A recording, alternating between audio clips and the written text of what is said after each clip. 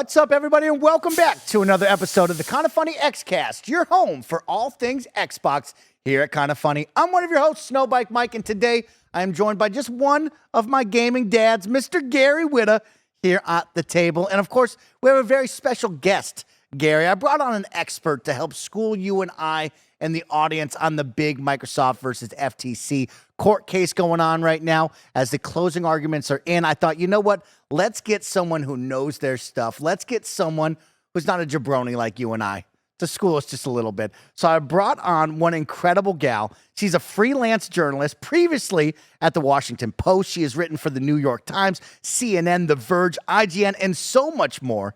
It's Shannon Liao. Shannon, how are you today? Oh, I'm doing well. How are you, Mike? It's so great to see you. I am wonderful. It is great to see you again. Of course, I've been lucky enough as the rookie here at KindaFunny to go to a number of gaming events this spring and summer, and I've got to bump in and meet Shannon at all these different events, and everybody talks so highly of her, and she was so nice to meet me and talk to video games with me. So I thought, you know what? Let's call her up. She's the expert today. Oh, thank you. I am actually very glad to have a proper expert on this. When we were talking about this case on the show last week, yes, as the words were coming out of my mouth, I've never been more aware of the fact that I had no idea what I was talking about. So a proper expert is very welcome on the show this week. We're really happy to have you, Shannon. And, of course, we're going to talk all things court case in just a little bit. But I want to talk a little bit about you because, of course, our audience here at KindaFunny may have seen you before. Maybe they don't know about you and all your hard work around the industry. We talk freelance games journalist. You've written for some big-time outlets before. What got you into games journalism, and why games journalism of all things? I know. People always ask me this. Like, people don't understand what it is either, and they're so confused. I have some friends come to my birthday party. They try to get me some video games, and I say, that's unnecessary. I have all the video games. You really don't get what I'm doing. But yeah, no. Going back to like my past a little bit, I started off like loving writing, loving to read books, and then I was just really interested in journalism. I started off with like tech journalism and covering like the business. And eventually I got to CNN, and they told me, like, do you want to fly out to Los Angeles? Do you want to go to E3 and cover video games? And I was like, of course. Who would say no to that? And then the vice president of CNN like walked by my desk back when we still were in the office, and he was like, are you a gamer? Like, do you think you're a gamer? And I thought that was so awkward. That was such a cringe question to ask me at that moment. But I was like, you know what? I'm going to say yes. I am a gamer. Just send me there. And I flew over to E3 in Los Angeles, and I remember the bodyguard at the door was like, wait, CNN is here? Like, what's going on? And so it was this really cool like intersection I found myself in, where a lot of like older media was not covering games that much, and I just jumped in there, started covering it from 2019 to now, which has only been like 4 years. But I got to see the last in-person E3 and compare it to the event that you just saw me at, the Summer Game Fest, which is a huge difference. But yeah, just like the past several years have been really good to me in terms of like getting all that access to all the different developers you might imagine, all the different types of games, and covering them from not just like the basic standpoint of like reviewing them, but also from like who is making them, the labor conditions, and more of like the business side and like the lawsuits and the FTC trial that we're talking about tonight, or this afternoon. That's pretty amazing. Shannon, what kind of games do you like to play? What are some of your favorites? Yeah, I like to play Maple Story. So when you were talking about all the different rogues and trends, I'm like, there are some really useless classes in Maple Story too. I could totally see that as well. And League of Legends is another one I keep coming back to. Neopets kind of like died off a little, but I still cover them here and there. And I try to play every single game. So I'm also playing Tears of the Kingdom and Diablo. Diablo I also really like, 'cause it's similar to Maple Story. Gary's big into Diablo right now. It's my addiction right now, yeah. He can't stop now. Yeah. Shannon, has the Diablo bug bit you, or are you still on Tears and just sharing a little bit of time with Diablo, or have you finally jumped fully into the pool of that one? It is tough when you're like one person trying to cover all the games. So I put in like about several hours into both, and I'm trying to like juggle them. So I have like 4 Zelda hearts, and then I also have maybe like level 15 in Diablo, so nothing to really brag about right now. But I'm also a rogue, and so I don't know if that's like a good class or not. You have to tell me if I should change classes. I can probably turn back right now. So, yeah. It's funny. My wife's playing a lot of Tears of the Kingdom. She's obsessed with Tears of the Kingdom. Love Breath of the Wild. Now she's playing Tears of the Kingdom. I'm hardcore into Diablo 4, and obviously they're very different games. But you level up, you get loot. The whole thing. Well, in Zelda you don't level up. You know what I mean? You hit monsters and you get loot. There's different levels of gear in Diablo. The highest level is ancestral. The one below that is sacred. All of my gear is ancestral except my pants are sacred pants. And I was saying to my wife this morning, I've got to get some ancestral pants. And she kept laughing at me like, oh, ancestral pants is so funny. But then she's playing Zelda as well. And she just got a new pair of leggings called Trousers of Time. And I'm like, you can't give me shit anymore. If you have Trousers of Time, I can have ancestral pants. Hey, Gary, those are the pants from Ocarina of Time, so put some respect on Oh, them. there you go. But you can't tell me that the phrase Trousers of Time is not inherently funny, because it is. It's really funny. Yeah, well, I still think ancestral pants. Like, what is that? You dig them out of your ancestors. Yeah, it's right? like That it's like pants that your grandfather used to wear or something. But that's just like what they call the highest level of gear is ancestral. That's cool right now. A lot of kids like vintage. That's the thing. Yeah, go to the thrift store and get some ancestral pants. Yeah. So, I'm on the hunt for that. Shannon, you made me smile when you brought up Neopets. I think that's awesome. A classic callback. League of Legends has a big soft spot in my heart and also a big place in my wallet because I spend too much money on that shop. Give me one of your favorite characters in League of Legends because I'm always excited to talk League. Oh, yeah. Okay, well, I am a one-trick pony. I play a lot of Misfortune, and then I see people Misfortune cosplay. Oh, sorry, you said wait? No, I said that's sweet. I love Misfortune. Oh, that's sweet. Yeah. Okay. Oh, I thought you were going to go on like a long speech about Misfortune. I'd be like, yeah, of course. Yeah, so I have her fan art, and I play her like so many hours. I have like over 1 million champion points, or like mastery points in just Misfortune. And so people, when they're like competing against me in like esports, they will ban Misfortune completely, and I'm just like, oh no, I have these other very weak champions and stuff, but we can try. I like that. I go bot support as well, but I always go Leona or Blitzcrank. That's my go-to game. I never played League and never got into it. I only know who's the character, the little girl that has like the giant teddy bear, because I like that one. Annie, I believe it. Yeah, I like that character. And I like Jinx. I'm not even going by like what can they do in the game. I'm looking at the character. That's a cool looking character. Yeah. Riot does a very good job of creating cool looking characters. Shannon, did you like Arcane? Yeah, no, I was going to say so many of my friends got into League through Arcane, even if they never played. And Jinx is the main character there, so you're not wrong. And then I also interviewed the person who voices her, and she's actually based off of like Harley Quinn and those kinds of like female villains. So yeah. Cool. That's cool stuff. Shannon, of course, this is an Xbox podcast, so we have to ask you, what's one or two of your favorite Xbox games that you like to play? Yeah.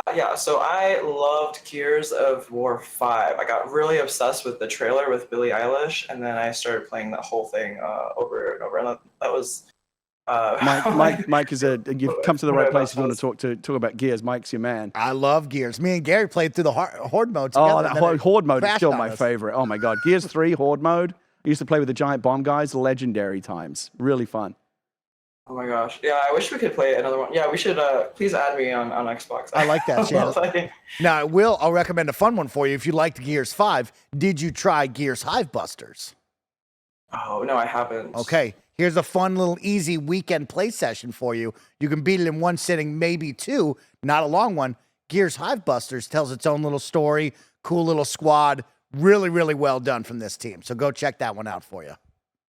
Okay, I will. I'm going to continue to beat the drum on Gears. I know you're the Gears man. It's a fun game. I'm telling you, some of my most fun multiplayer moments of all time were in Gears Horde mode. So good. I did revisit it just to like play more multiplayer. I also don't know if like this counts, but Psychonauts 2 is also incredible. I mean, it comes from. So yeah, and Barrett's your man for Psychonauts 2. Yeah. Yeah. It 100% counts. Awesome. Okay, sweet. Okay, so now we got it. I just want the people out there to know that I play all the different platforms. I'm platform agnostic. Yes, you do. Is right. Well, Shannon, it's been a ton of fun to get to know a little bit about you. Of course, I've been very lucky to bump into you at different gaming events around the globe this summer. Of course, for our audience, if they're looking for more of your writing, more of your thoughts on the game industry, where can we go to find more stuff from you? Yeah, absolutely. I try to archive everything and link back to it on my newsletter. So I would just say start there. It's just my first and last name, Shannon Liao. .substack.com, and you can subscribe for free. You can also choose to support me and with pay tiers. So then I will be putting out newsletters every week, updating you on the trial and then all the other gaming news to come. And I also interview developers, people starting new projects. Like they're starting not a Riot MMO, but these ex-Rioters are doing what they call Breath of the Wild with friends. So I interviewed them for that story, just more in depth than other folks. So if you want to hear about upcoming games before they even come out, you can subscribe to me. Yo, that sounds rad. All right, awesome, Shannon. Well, all of our audience out there, you can go support Shannon and get to see even more. But of course, today's episode is all about Shannon. She's going to school me and Gary about this Microsoft versus FTC trial in just a couple of moments. Because of course, before we jump into that, I have to remind you that this is the Kinda Funny Xcast. We post each and every Thursday at 6 a.m. West Coast, Best Coast time on YouTube.com, or RoosterTeeth.com, and of course on podcast services around the globe. Don't forget, we're now Epic Games partners, which means you can support the team in a brand new way. If you're buying a new look in Fall Guys or Rocket League, or if you're buying the season pass over in Fortnite, please use our Epic creator code KindaFunny at checkout to help support the team. And talking about support, we always like to thank those who support us over on Patreon. Of course, if you're watching live, getting ad-free viewing, thank you so much for being part of the live chat and having some fun with us as we record this on a lovely Wednesday. Or if you're tuning in and being one of our Patreon producers, just like Delaney Twining for the month of July. Thank you so much. This week, the Kinda Funny Xcast is sponsored by Shady Rays, but we'll tell you all about that in just a little bit. Let's jump into it and let's talk. Let's get schooled. Let's get Gary. legal. Let's get legal is a good one. Shannon, of course, last week was the end of the quote-unquote court case as they put in their final remarks. We are awaiting the final decision from the judge, but me and Gary and Paris, we talked a little bit about some of the highlights that came out of week one, but we didn't get to see the second half of the week with the closing remarks. And of course, we turned to you, the expert, to kind of school us on where do we stand right now, Shannon? What can we as Xbox gamers and audience members look to understand where we're at, what we can expect in the future, and what were some of the highlights for you? So I guess that's a lot, but maybe school us of where we're at right now. Gotcha. Okay. Yeah, that is a lot. Let's start there. So this past week, I tuned in. Well, not this past week. The past weekend was July 4th weekend. So before that, I was tuning into this trial every day, and basically from San Francisco, Microsoft was defending its case, why it should be able to acquire Activision Blizzard, and FTC is trying to explain that it would harm the market, it would harm competitors, it would harm consumers first and foremost, if the deal were to go through. And so in the closing remarks, the judge actually did this in an untraditional way where she had the two sides kind of just argue or just kind of defend their case while she asked them a bunch of questions.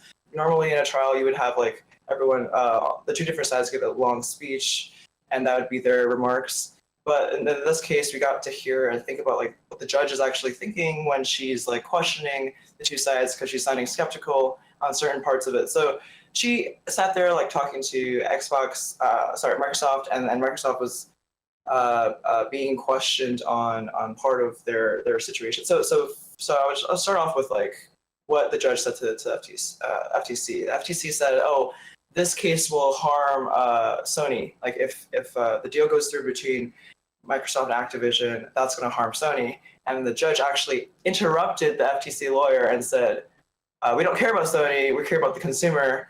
And then she had a break. She just called a break for the entire court. So they just left while the FTC lawyer was wait, hold on, I'm not done talking. So that was one moment where it was whoa, he just got interrupted pretty harshly. And that was That's a good point by the judge, though.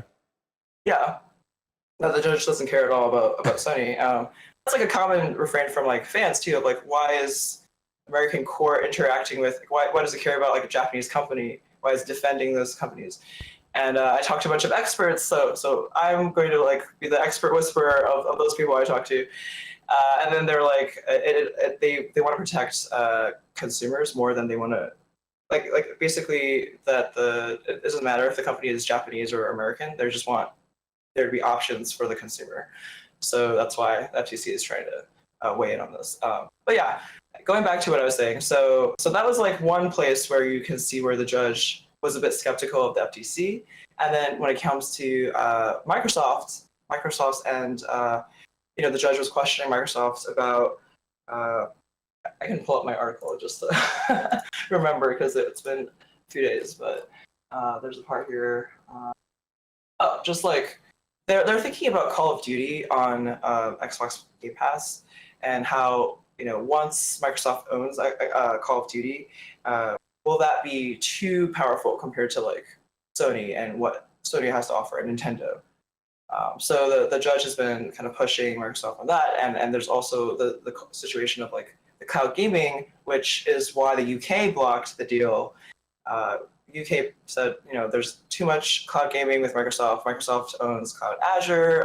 They are the number 2 in the cloud market overall. So in the future, and also if traditional consoles that we buy are going out of fashion and you end up with cloud gaming more than traditional consoles, then Microsoft would like control the entire market, and that would be monopolistic or cause harm to consumers. So that's why the UK doesn't want the deal to be going through. And the judge was questioning Microsoft, like, what do you think about cloud gaming and how far is that going to be a problem? But I think, and also the other thing that I highlight in the article is just the idea of like, if Microsoft had made Call of Duty, if it had creative people developing a game as successful as Call of Duty, then it wouldn't have to be at court at all. It wouldn't have to buy Activision Blizzard. It would have no problems with like legal. So Sony making God of War, for instance, on its own, that is totally legal, and that's what the market really wants, and that's what like the government is cool with, because original design and creation is what they're looking for. They don't want you to like just buy your way to become the best and the most the biggest video game company controlling everything. So that is why they're in court, and that has also been something that the judge is looking at, just like talking about how big is Call of Duty, and can it be replaced by something else? Like maybe, if it's bought by Microsoft, does it control? Like, is that just going to be something that the other companies can't really challenge anymore because is Call of Duty just that good? So, ironically, it became the FTC all week arguing that Call of Duty is so great and so unique, and it had to be Microsoft arguing that Call of Duty is not good and not great. And then you have Bobby Kotick from Activision Blizzard, the CEO, he just comes up saying, he actually doesn't even like Xbox Game Pass. And the PlayStation CEO, he was also on videotape, he was also saying, I don't, neither. So it's really interesting. You're starting to see like, game developers and game companies, they don't like Xbox Game Pass because it's like a bad deal for them business-wise. It's such a cheap deal for the consumer, but it's giving a few cents to the developer. So, but at the same time, it is what Xbox is trying to push, because one thing they admitted in the trial is that it's been like, decades of them competing against PlayStation, and they've always been in third place behind PlayStation and Nintendo. And so their strategy has been go for cloud gaming, go for Xbox Game Pass, and try to like push Windows as well and say like the consumer can play anywhere. It's a really long summary. I don't know if that is enough for you, or we can like dive into let's dive into a couple of them. Well, I want to ask Shannon this, because this is something that I thought was a big part of the story last week and throughout the whole trial, and you touched on it with some of the stuff that came out about people's views on Game Pass. Like Strauss Zelnick's views on Game Pass came out as one. There's no way Microsoft's making money on this thing, and we don't like it either. That was one of the things that was so fascinating about this trial. It reminded me a little bit of the Fox News Dominion trial. Was what was really interesting about that was all the dirty laundry that comes out in depositions and discovery. Shannon, the Game Pass thing was obviously among them, but like, what was some of the more kind of like incidental dirty laundry that you think came out during the course of this trial? Incidental dirty laundry. There's a lot that came out about every different company involved. So there are some papers from like PlayStation as well. There's some from, let's see if I can pull these up. But the ones that I covered, we can just talk about those because I remember those really well. Just like the Matt Booty emails.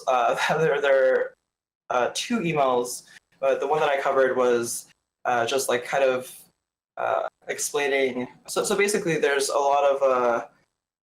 So I did this whole story where we're just looking at like how Xbox has talked about cloud gaming in the past few years. Because I went to E3, like I mentioned, in 2019, and they were pushing cloud gaming back then. And also I've been interviewing them in the past few years about like the Xbox Series X, S, and I found that internally in these emails, they kind of are speaking about all these products in a different way than they were speaking about them to me. One thing that really came out that was quite shocking was Phil Spencer.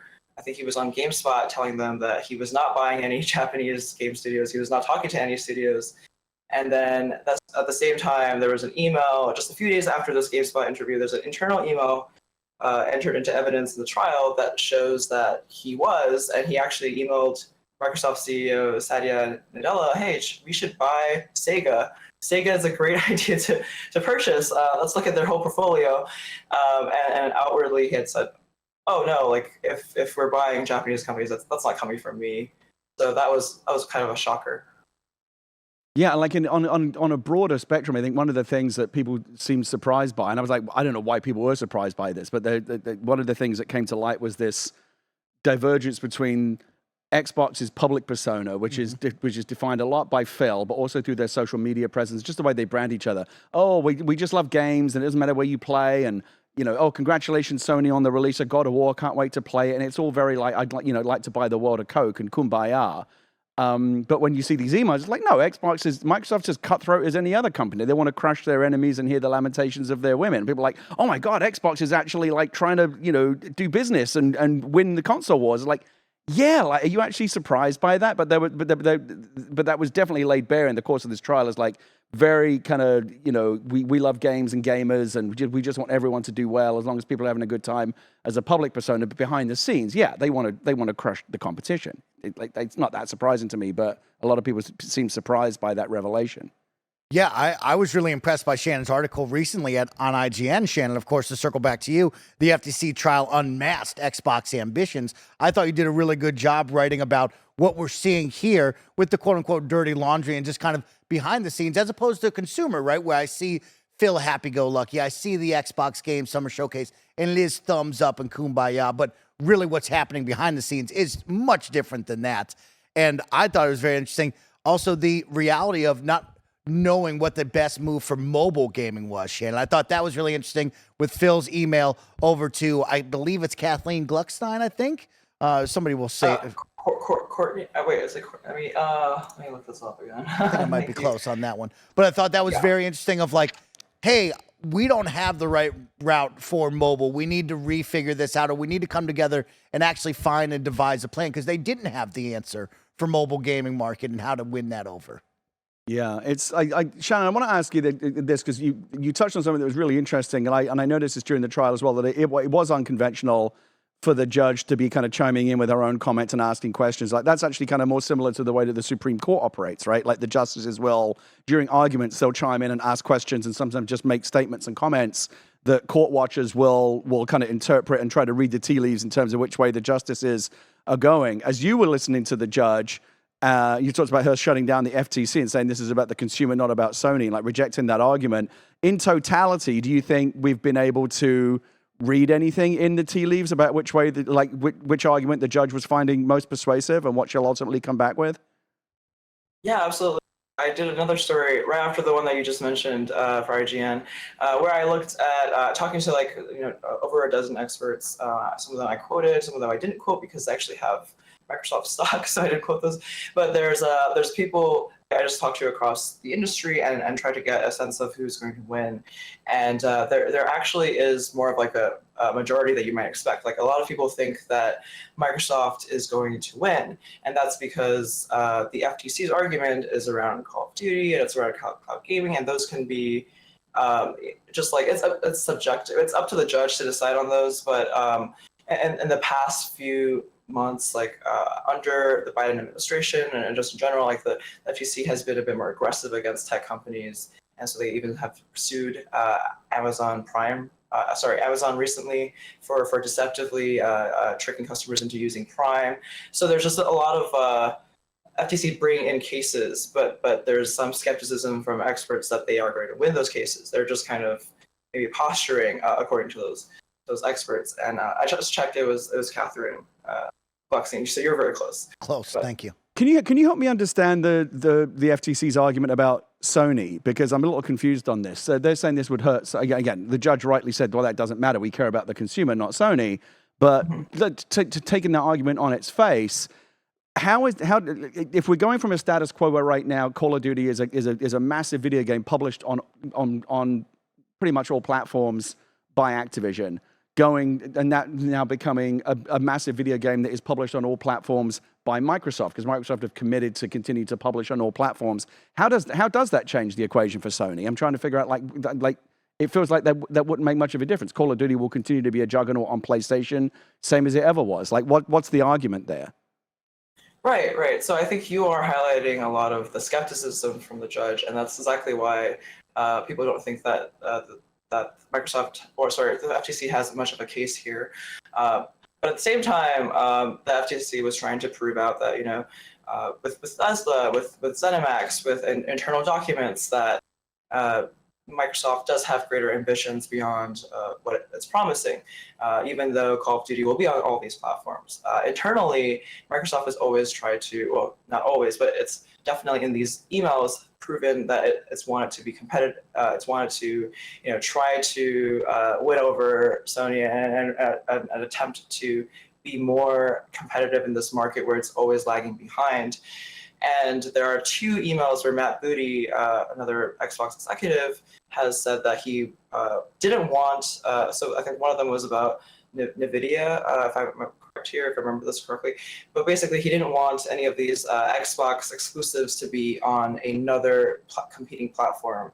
He didn't want that platform to have any access to those. So he said, no effing way is that going to happen. Like, you can have them talk to me. I will block this.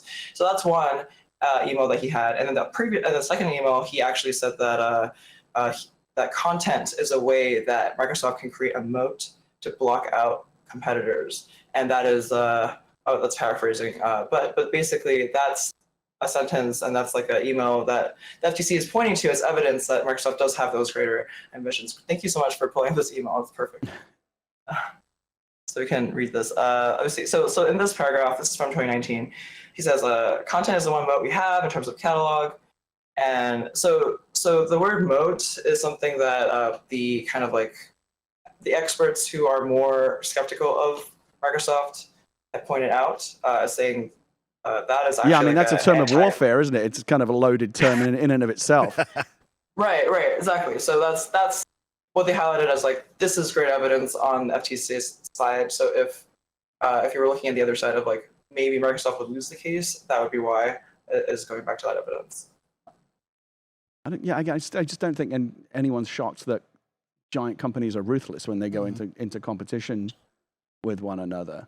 Shannon, another conversation that was brought up a lot was discussing the Nintendo Switch, and of course Xbox trying to make the market seem, and in reality be bigger than just Xbox and PlayStation. Do you think that they got that messaging across to the judge to understand that the Nintendo Switch is part of the console ecosystem and should be counted as such? Yeah, that one is also up for debate. I think so. I talked to one economist who said that he actually agrees with the FTC on this one and says that Nintendo is a competitor to the PlayStation and to Xbox. So because it's in the FTC's favor to argue that. Sorry. It's in the FTC's favor to argue that the market is just Sony and Microsoft, and it's in Microsoft's favor to say that Nintendo is actually a competitor. So the economists actually agreed with Microsoft on this one. So it's it's that argument is just like different economists trying to describe the market in different ways. But as far as what I've heard, it's just that because you can play most of these games on the Switch, it is a competitor and it should be counted as the market. And that is actually a point in Microsoft's favor. Did the argument, was it raised at all in court that Phil had previously made a commitment to bring Call of Duty to Nintendo, like actually more fully than, because Call of Duty's never really been fully on Nintendo platforms. I know they've done it on the Wii and over some, but it's an Xbox PC and Sony game. But I think in the lead up to this trial, I got the sense that Phil was kind of bending over backwards with these public statements to try and sound inclusive, and we're committing to this, and we're going to do 10 years of that, and we're going to bring Call of Duty to Nintendo more than it has been in the past. I don't know, did any of that kind of hold any sway in the courtroom, or was it raised at all?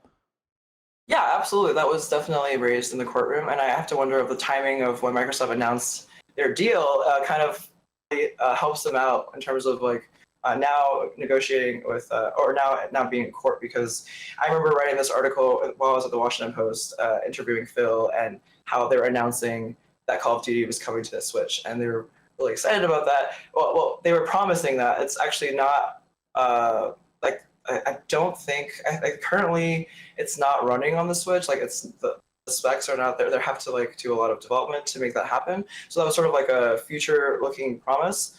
And that was definitely something that Microsoft brought up many times, of saying we have this agreement, so you don't have to worry. Call of Duty will be.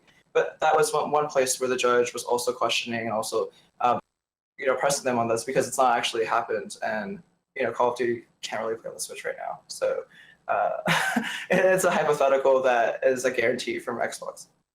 We've spoken a lot about Call of Duty, and I want to go around the table really quick with the two of you and ask you, is Call of Duty the unicorn, right? It's odd to me that we talked about Activision Blizzard King, the mobile side of things in all of this court case and with the CMA have not been really talked about on the Candy Crush side and games like that. Blizzard, you bring up, we've talked about Overwatch with you, Shannon, before the show, of just like Overwatch, you think of World of Warcraft, right? StarCraft, Warcraft 3, Diablo 4, which is hot right now. Is it odd that it was just Call of Duty focused to you two? And is Call of Duty the unicorn? Why weren't the other ones brought up, Shannon? I'll ask you first. Yeah, absolutely. I think, recently there was a study from Jefferies, another investment bank, an analyst I talked to, and they studied 1,000 gamers and surveyed them, saying, like, what's the upcoming game that you're most excited for?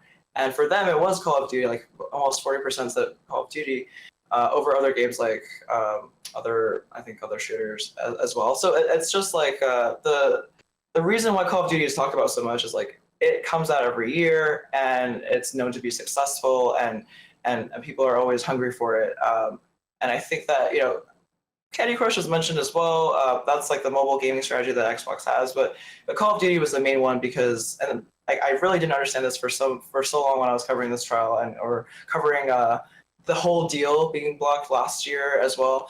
Just like, why do we keep talking about this one game, this one franchise? I think it also has to do with the idea of like Xbox Game Pass is a really cheap deal. So if you have a really high quality game like Call of Duty, like it's like the analogy Jeffrey's thought of was like a Michelin star food and a like budget all you can eat buffet. So it kind of ruins the value. Like it's different from every other cost, like benefit, like business deal that the other companies are thinking of and other things that they're offering customers. Like nobody else is doing that kind of a really cheap deal like that. So that is why it has been such a huge thing and harped upon. I think Call of Duty gets brought up because it's one of a handful of games that has like true mainstream cultural penetration, right? Like Minecraft, which Microsoft, of course, also owns.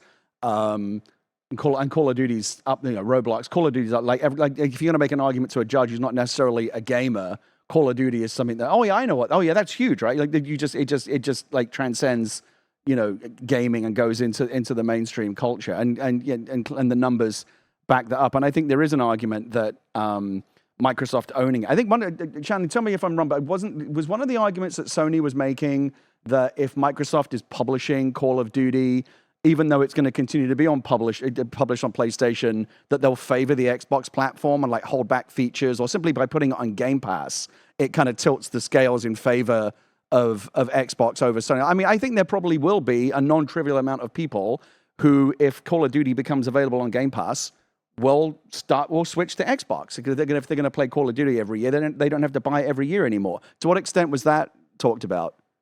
Yeah, absolutely. So PlayStation CEO Jim Ryan, he was on a pre-recorded deposition. So he was actually saying in this recording that he thinks Sony really doesn't want this deal to go through. So he's like, it's going to hurt our business. Like, I don't know how badly yet, but it could like foreclose them. And yeah, you're totally right. There's something about Call of Duty, and the whole point of that survey I mentioned with 1,000 gamers is like they were asking for more Call of Duty. They're not really thinking about like want another original game or something else, something cool and successful, because they can't even imagine that, and they're just demanding more of the same game. So if you own Call of Duty, you basically own all those gamers. Well, you don't own all those gamers, but all those gamers are like on your side, and they're just gonna, go with you. And so, yeah, you kind of like can't change their minds, but you can just go along with what they want. And so that's why it's so powerful. I think there's a bit of hypocrisy. I've mentioned this on the show before, Mike. They're sort of, oh well, if Microsoft publishes it, they'll tilt the scales in favor of like, oh, you want to play this on Xbox. Sony's been doing that for years with Call of Duty by making deals with Activision. I mean, we talked about this before. I think with the last Call of Duty game or the one before it, there was like, oh, there was a particular game mode. It was like Spec Ops or something that was only Sony had a 1-year exclusive on that game mode. And as we both know, 1 year is pretty much the lifespan of a Call of Duty game because there's one every year. So Sony's been doing this for a while. Like, oh yeah, you want to get it on PlayStation because we have the best version of the game with these exclusive features. They've just been doing it through deals with Activision. Microsoft would be doing the same thing just in-house. So I'm not quite sure what the argument is. Yeah, and on top of that, we know that it would only behoove Microsoft and Xbox to continue to keep Call of Duty on Sony platforms, Nintendo Switch platforms if possible, because it is a moneymaker, right? If you took that away from them, it was only on Xbox and or PC, would it still be the juggernaut that it is 5 to 10 years from now when somebody else is going to have to make a competitor to that for the other platforms as well? But I want to talk more about where we go next in just a moment after a word from our sponsors. Take on the sun with gear built to last. Our friends at Shady Rays have you covered for the warm weather ahead with premium polarized shades at an affordable price. Shady Rays is an independent sunglasses company that offers a world-class product that's just as good as any expensive pair that we've worn. Durable frames and extremely clear optics for outdoor adventures. Every pair of sunglasses is backed by lost and broken replacements. If you lose or break a pair, even on day one, they told us they will send you a brand new pair. No questions asked. You can wear your Shady Rays with confidence because they have your back long after your purchase. If you don't love your Shady Rays, exchange for a new pair or return them for free within 30 days. There's no risk when you shop. Their team always has your back. Shady Rays Independence Day sale is live right now. You can go to shadyrays.com and get up to 50% off single pairs of sunglasses. You can try for yourself the shades rated 5 stars by over 250,000 people. Again, that's shadyrays.com. shadyrays.com. All right, Shannon, let's come on back with you again. Of course, I want to know where we're at now. The closing remarks were made. Of course, we are now a day removed from 4th of July holiday. It is in the judge's hands. When do we expect to hear the final verdict, and what can we expect in your mind on which way this will go? Yeah, absolutely. So that's going to be, the judge is going to decide within the next week or two. So that's coming up really soon. I'll definitely be covering that. And then from there, the deal has a July 18th deadline. So if the deal could go, so if the deal doesn't go through by then, it's going to fall apart. And Microsoft, Activision, they have a choice of renegotiating, which experts think they are likely to do, and they can just kind of revisit this. But yeah, that's basically the gist of it. And then there might be some, if this happens, then what will happen? So I can go to those details too if you like. Is there any process for whoever comes out on the short end of this? Is there any process for them to appeal to a higher court, or is that the end of it? Oh no, there's so many ways to appeal. Like, think of it like the Epic v. Apple trial. Like that ended a while ago, and they're still appealing on both sides. Like, no matter how this turns out, like one side will be unhappy, right? They can keep appealing. So the FTC, even if they lose here, which is likely according to experts, the FTC can still keep appealing this and keep pursuing this. And even if Microsoft bought Activision, the FTC could still pursue their case against Microsoft at that point. But then experts say, like, if the deal was already closed, it would be much harder to unring the bell, as they say. And so that would be unlikely for the FTC to get anything from there. But they could continue pursuing, for years. Wow. So if this does, there's a couple interesting hypotheticals to go through, right? Let's say it doesn't go through and they have to renegotiate. Will we see this price point of $69 billion turn into 75 all of a sudden? Could it go down to 62? Will we see a massive swing in the dollar amounts with this renegotiation, or do you think it will stay pretty square on where we're at right now? Yeah, that is a great question. I want to go back and ask more experts about this, but I have talked to Activision and Microsoft about this and why they think that the company is worth $69 billion. And according to Bobby Kotick, in past interviews, he said that it was a really good deal for them. And Microsoft has said it's definitely worth that much because of the mobile gaming. So I guess we can keep also looking at the earnings and see if is Candy Crush still delivering at that point, and is it going to shrink? And it looks like all these stocks are still up there, so I can't imagine it's gonna the dollar amount's gonna change too drastically. But, yeah. What would they if they did have to renegotiate? What do you think they would? What are the areas where they would need to kind of tweak and represent the deal to kind of get on the right side of the FTC or make it more palatable to them or less objectionable? Yeah, that would be the unlikely outcome, right? But if that were to happen, they would definitely need to talk more about how I think honestly Microsoft has done a lot of this work already, such as getting that 10-year deal with Nintendo to put Call of Duty on Nintendo Switch, even though that doesn't exist right now. So that kind of thing proved to these regulators, or was trying to prove, that they would be open and equitable, and you can see Call of Duty on all these different platforms. So it would be more of the same kind of thing, just kind of continuing to insist that Call of Duty is not that special or important, not a unicorn, and then also kind of talking about cloud gaming and saying that it is not not taking off. It doesn't matter. It's a barely part of the market share, so it doesn't matter that Microsoft has all this cloud power. And just continuously arguing the same things.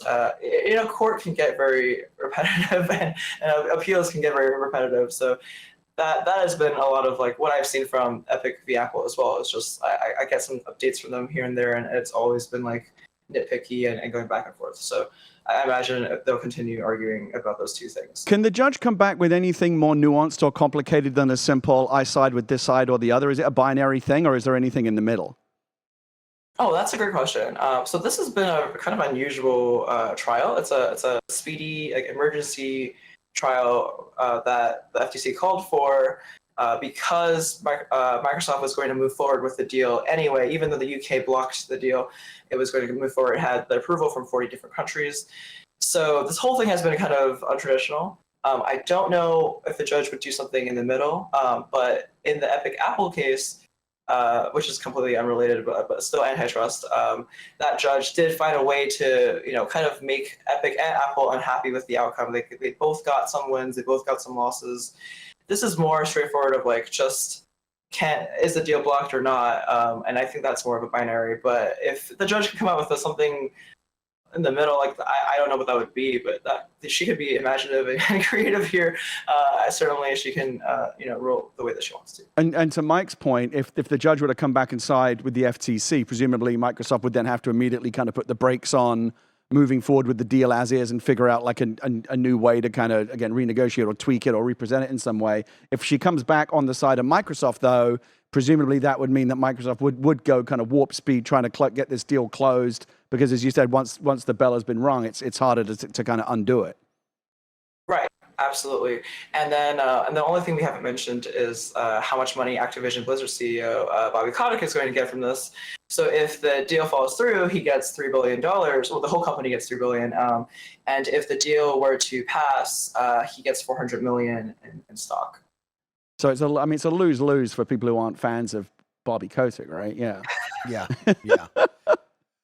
Shannon, the interesting one for me is if they were to win this, Microsoft, right? And like you said, they would speed up and close this. What about the CMA? Now what happens over there? Do you know what would take place on that side since it was blocked there? Were they able to work around that? Was the deal still to go through and we all would be, hurrah, Activision is now with Xbox and all the thing is happy? But what goes on over there since that's still blocked on that side of things? Yeah, absolutely. Great question. So on that end, the UK is still blocking them. So Microsoft is still appealing, and that is going to be a long process of, I've heard quotes of a year, 18 months to go through their tribunal process, appealing with them, and yeah, if you read like the documents that came out of the CMA with the UK blocking, it's very much like, no, this is not happening, and there's a lot of work there for Microsoft to do to change their minds.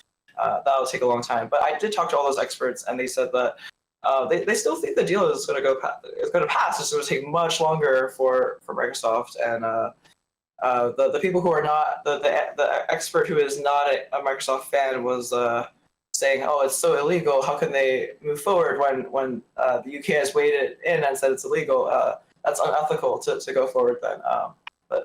But even so, they could still do it.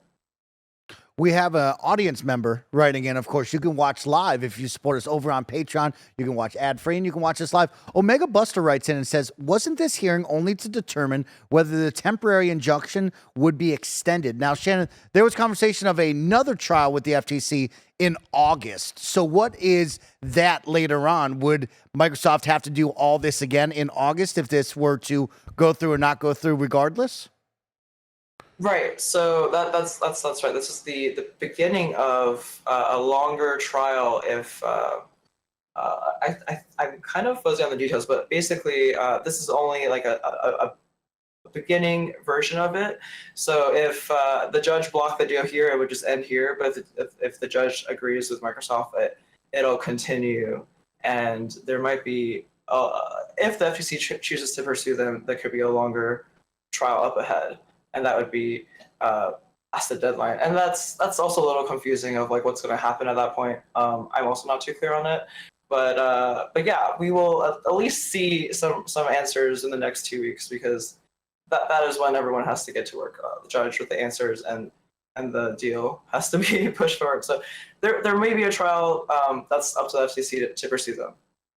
Shannon, you've been our expert on today's episode, filling me and Gary in on everything, and of course the audience, most importantly.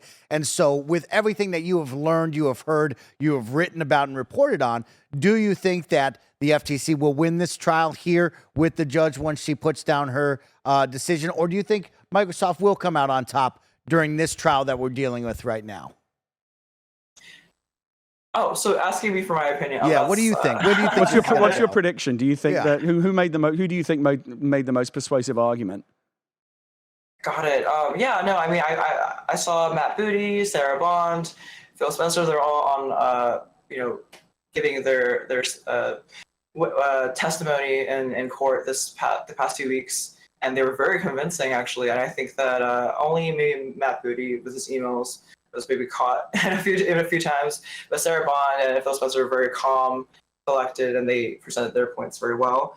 And so, honestly, everything is kind of weighing in their favor, and it's pointing towards Xbox getting their deal passed. But all the other fuzzier details that we're not clear on in terms of like what exactly is that going to happen, like that's all to be seen. And I think it's still worth like monitoring. It's definitely going to be really exciting and unexpected. So. Yeah, that's what I've got so far. And so at some point, like it could be tomorrow or a week from now or 2 weeks from now. Like the way that this will get resolved is like the judge will just publish an opinion, right? There'll be a lengthy opinion that she'll write that'll explain why she's decided one way or the other, right? And that'll just happen. No one's going back into courtroom or anything for like a verdict to be read. She'll just publish an opinion the way that the Supreme Court does. Is that right? Yes. I believe it's going to be an opinion that we can go look at it. But yeah, like we mentioned before, if DC pursues the case, we may have to go back to court anyway and have more of these meetings. But yeah, for now it is usually like just keep refreshing that website every day. All right. Well, let's talk about some fun stuff, because Shannon has filled us in on all the real stuff going on. Let's get back to the gaming world, and let's talk about something cool. I got two fun ones to close out today's show. Gamescom has announced that Xbox and Bethesda will join them on the show floor for Gamescom 2023. So all of our best friends across the pond have a chance to see Xbox and Bethesda on the show floor. Further details to come on what that actually is. Is it some sort of booth activation? Will you be playing Starfield? Who knows? But a pretty fun one right there. How long? I got one for you. How long? How much longer do you think Gamescom has before Keighley sets his sights on Summer Game Fest Europe? takes them down as well. I mean, he's already kind of involved though, because He does opening night live. Opening night live Right, is right, kind of right. like a part of that. He's slowly making his mark. Yeah, he's taking over. Hey, Shannon, I got to see you down for, of course, Summer Game Fest play days. We had a ton of fun seeing a lot of awesome developers getting to go behind closed doors for certain games, getting to go hands-on with other indie titles. I had a really good time. What did you think of what Jeff Keighley did down there in LA? Yeah, no, like I mentioned in the beginning, I just feel like there's a huge contrast between the old E3 and Summer Game Fest. Summer Game Fest, like, there are no developers, like, only the developers of the games that we're playing were allowed and into the venue. So I actually had to see some developers, like, trying to sneak in, and they were not allowed in. They're like, how do I get access? It was fun to play a bunch of, like, indie games and try everything out, but it was just so much smaller, and I felt like, wow, the magic of the old large 10,000 person conference with all these gamers is a little bit missing, but I still had a great time and tried out everything. And I don't know which games you got to play, but I got to try almost everything. It was a lot of long days. It was really rad. Gary, I had a ton of fun. It was a great setting. Jeff Keighley, we touched on it before with the Gamescast crew, but like he created something really special down there for the press to go to. It wasn't open to the public, but to be able to go hands-on with games, talk to developers in a quieter setting than 10,000 roaring raucous fans was really, really special. I will say I do miss E3 a lot. Like I like that. And maybe one day, Greg Miller, you can send me to Gamescom because I would like that. I'd go to Gamescom. Is it still in Cologne? Is that still where they do Correct. it? Yeah. Yeah. Let's finish out with our final one. We have an update to kick off July with Xbox Game Pass. We finally get some Game Pass updates. These have gone a little quieter than normal. Back in the day, we were getting twice a month. They went a little bit more spotty, but now we have an update available today. Grand Theft Auto 5 is back on cloud and console for all you gamers out there with your Game Pass Ultimate and old. Game Pass console subscription. Sword and Fairy Together Forever is coming to cloud, console, and PC today. And then coming soon on July 6th, you'll have McPixel 3 on cloud, console, PC. July 11th, you'll have Common Hood. You'll have Insurgency Sandstorm for PC. Exo Primal, cloud, console, and PC on July 14th. This is available day one on Game Pass. And That's Gary, supposed to be. I'm hearing some good chatter about that. yeah. one. Shannon, have you seen this? I believe this is Capcom with a very fun PvE and a little bit of PvP spiced in with robots that look like they're straight out of fighting Anthem. dinosaurs? And Like, dinosaurs. Yeah. Shannon, have you seen yeah. Exo Primal? What do you think about this one? Oh yeah, no, I would definitely give it a try. Yeah. Do you want to add me on? Then we can. It all looked weird to play. me when I saw it, but I don't know. Maybe it'll be good. I don't Yeah, know. hordes of dinosaurs. They've had a couple open betas thus far, and it seems to have a good positive reception. I'm looking forward to seeing this, and a big win for Game Pass day one. This is one of those titles where I want to play it with my friends. Now you got 4 jabronis, add up $60 each, right? That's way too much money for all of us to pay for a game that we're going to play one weekend, right? So I'm hoping that this is a ton of fun. I'm hoping we get more than one weekend out of it. And I'm looking forward to slaying some dinosaurs. Why are we fighting stegosaurs? Like, that's a One like, Blessing at AOA Jr. got to preview this along back when he was previewing Street Fighter. What is the new Street Fighter? 6. And so he previewed both of these games in one day, and he was really looking forward to Street Fighter going in. But when he left, all he could think about was Exo Primal. He had a really fun time previewing Exo Primal. So yeah, this is definitely. It's just something weird about it being dinosaurs. I just saw a Stegosaurus getting fucked up. Like that's a herbivorous. Stegosaurus is not going to They're eat being you. Like mind controlled. but They're losing why are we their power. victimizing these poor these are vegetarian evil dinosaurs? They're Yes. not like the cool dinosaurs from the past. These are evil. What makes them? dinosaurs What makes called- them evil? Have I they don't have they know, been man. radicalized? Are they like Yeah. far right dinosaurs or something? Yeah, MAGA They're dinosaurs. fighting for Magasaurs. Trump's America, Oh We man. got to fight the Magasaurs. Keep an eye out. Day one on Game Pass. This is a win for you Game Pass subscribers. Yeah. Then we go on July 18th. Tectonica coming on Game Preview, Cloud, Console, and PC. This is available day one. And then the big highlight I want to talk about, July 18th. Barrett, if you could bring up a trailer for all of us to watch. This is called The Cave, coming to Cloud and Console. The Cave is an adventure game from Monkey Island and Maniac Mansion creator Ron Gilbert and Double Fine Productions, the award-winning studio behind Psychonauts and Brutal Legends. Assemble your team of 3 from 7 unlikely adventurers, each with their own unique personalities, and then descend into the mysterious depths. All right. I mean, there's some names on this that I was like, Right. oh man, I know nothing about. I mean, the look, game. you had me at Double Fine, right? It's one of the few names in games where you go, yeah, I'm in. I don't even need to know anything else. Ron Gilbert, Ron Gilbert. Monkey Island. Yeah. What's going on with this game? How come I haven't heard anything about it? It's old. That's why. What do you mean it's old? It's like I think this trailer. Hold on, I can pull it up here.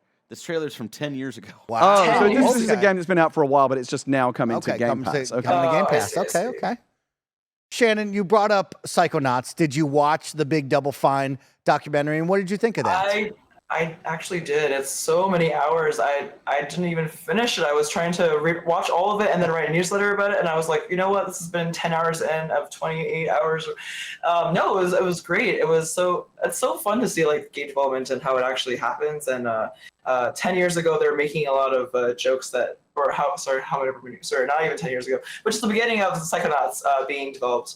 That was a time when they could make jokes about like, I don't know, whales farting on each other or something like very inappropriate. And that was a whole different time. So it was like cool to see that as well. And I wanted to like keep watching it, but it just, things came out, other games came out, and I had other things to do with my life. 28 hours is a lot to ask. That's like Ken Burns' length. It's pretty incredible, Greg. Yeah. It's my on the flight watch. Right? Okay. I download like 7 episodes, and when I jump on a plane, as rarely as I do, that's what I watch. Right. So it's a perfect little one to put on. You'll always have it. Some cool DLC and game updates I want to inform everybody of for the month of July before we get out of here. You can race like Barbie and Ken right now in Forza Horizon 5. I saw that, yeah. I'm sure you I saw saw the Rebecca really Valentine tweeting about that. pink convertible is available right now, so go do that. And then, of course, just in time, FIFA 23 Women's World Cup is now available. So if you're ready to go kick butt, play as the women division in FIFA, always a good time, especially when the World Cup's on the line. So please go check that out. And that will conclude today's Kind of Funny Xcast episode. Of course, I want to thank my gaming dad, Gary Witta, for joining me, as always, in the studio. And most importantly, thanking you, Shannon. Shannon Liao joining us to talk all things about the court case and, of course, her journey as a freelance games journalist doing so many incredible things inside the industry. So thank you, Shannon, for joining us today. Oh, thank you both. Oh, so great having. It was such a fun time, and I really appreciate all the. It's so nice to have someone who knows what they're talking about. Yeah, thank you. Shannon, you made this a great episode because you knew what was going on. You filled us in, and that's what was most important to us. So thank you for that. Oh. Shannon, Excellent. before we go, of course, can you fill in the audience? Where can they find you? Of course, we talked about the Substack before, but let's do it again. Where can they read the newsletter? Where can they find you on social media? What are you doing next? What are you covering right now? Yeah, absolutely. I'm covering way more video games for IGN, for the New York Times, everything. I also have a podcast coming out this summer, The Science of Video Games at Scientific American. You can also follow me on Twitter, Shannon_LIAO. That's my last name. And then my newsletter, like I said before, it's shannonliao.substack.com. It would be great if you subscribe to that because you can then read all the different news coming out every week and always stay on top of things. And I tend to get some behind the scenes look at how games are made, kind of like the Double Fine documentary, but more anonymous because sometimes people can speak more freely when they're anonymous, and just more of investigative stuff too. So thanks so much for having me on here. It's been really fun. What's that talk you're giving in the picture there? Oh yeah, so I actually gave a 10-minute talk about games journalism in New York, where I'm based, and I decided to play a video of Whoopi Goldberg on Instagram as a kind of way to say this is why we need games journalism, because Whoopi Goldberg was super confused and she said she wanted Diablo to be playing on MacBooks, and she was upset with Blizzard and Apple, and she said she wanted a refund if she can't play Diablo on MacBook. And I said, you need games journalism because you need someone to clarify that MacBooks don't play that many video games. So. That's awesome. That's great. Shannon, thank you so much for joining us. And of course, thank you to the audience for watching and listening, whether you're watching over on YouTube and or listening on podcast services around the globe. Thank you for another awesome week of Xcast news and talk. We'll be back for another week next time. We'll see you then. Goodbye, gamers.